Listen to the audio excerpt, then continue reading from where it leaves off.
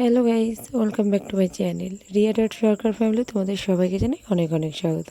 তোমরা সবাই কেমন আছো? আশা করি খুব ভালো আছো। আমিও খুব ভালো আছি। আজকে হলো 26 তারিখ। আজকে সকালবেলা ঘুম থেকে তাড়াতাড়ি উঠে সমস্ত কাজকর্ম সেরে রেডি হয়ে নিলাম। কোথায় যাব জানতেই পারবে, অবশ্যই তোমরা জেনেও গেছো অনেকে। আমি আর ছেলে যাচ্ছি পুরীতে জগন্নাথ দর্শন করতে। তারপরে আমি ছেলে কিন্তু রেডি হয়ে বাড়ি থেকে বেরিয়ে পড়লাম। আর এই যে এই দিদাদের সঙ্গে যাচ্ছি, আমাদের পাড়ায় আরও অনেকেই যাচ্ছে।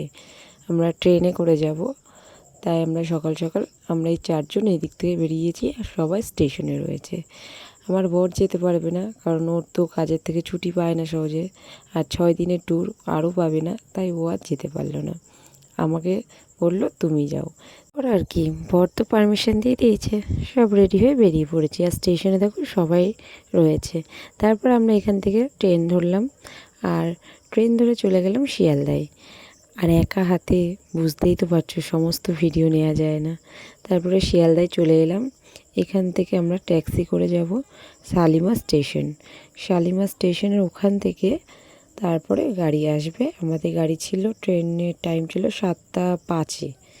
তাই যাই হোক, আমাদের এই যে মালপত্র তুলছে ট্যাক্সির পেছনে, তারপর আমরা ট্যাক্সিতে উঠেও গেলাম। তারপরে রাস্তায় দেখতে দেখতে কলকাতার শহর দেখছি, কারণ এইদিকে তোমরা কোনো দিন আসিও না আর দেখাও হয় না। যাই হোক, এখান থেকে আমরা হাওড়া ব্রিজটা দূর থেকে অনেক দেখতে পেয়েছি।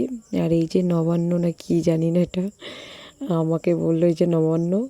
আর আমাদের 26 তারিখে ডেট ছিল, আর 27 তারিখে মিছিল ছিল নবান্নর, তাই আমরা একটু দেখতে দেখতে চলে গেলাম শালিমার স্টেশনে। এখানে এসে ছেলেকে আর পুচকুকে দুজনকেই খাওয়ানো হচ্ছে। ওই যে পুচকুর মা খিচুড়ি বানিয়ে এনেছিল, তাই ওই দুটো খাইয়ে দিলাম দুটোকে। দেওয়ার পর ট্রেনে আসলো, আমরাও একটু খাওয়া দাওয়া করে নিয়েছিলাম, রুটি তরকারি দিয়েছিল, আমরাও খাওয়া দাওয়া করে ট্রেনে উঠে পড়লাম। আর দেখো ঠিক টাইমে ট্রেনটা ছেড়ে দিচ্ছে, পুরো 7টা 5-এ ট্রেনটা ছেড়েছিল। আর ছেলে পাশে জানলার ধারে বসে দেখতে দেখতে যাচ্ছে। তারপর খিদে পেয়েছিল, বললো কিছুটা একটু দিলাম।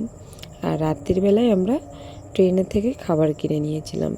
ডিম ভাত ছিল, এত জঘন্য খেতে, মানে ওরকম রান্না কোনো দিনও কোথাও খাইনি আমি।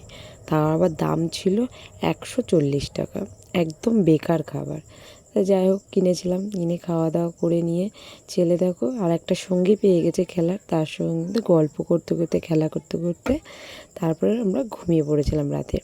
আর ভোরবেলায় আমাদের নামার ছিল, আমরা ঠিক 4:30 এরকম সময় নেমেছি, 4:30 5টার সময় নেমেছি। আর এই যে পুরী স্টেশন চলেও এসেছি। আর আমার দেওর ছিল, সে আমার ব্যাগটা একটু হেল্প করেছে ধরার, ওই যে যাকে দেখালাম সে। আর এই যে জগন্নাথ এক্সপ্রেস, এই ট্রেনেই আমরা এসেছিলাম। তার আস্তে আস্তে স্টেশন থেকে আমরা যাচ্ছিলাম। আর এই স্টেশনে এখানে জগন্নাথের অনেক সুন্দর সুন্দর মূর্তি ছিল ওখানে, তো ভালো করে দেখতে পেলাম না, দূর থেকে দেখে চলে গেলাম। তারপরে সোজা গাড়ি ধরে যেখানে থাকার সেখানে চলে যাচ্ছি।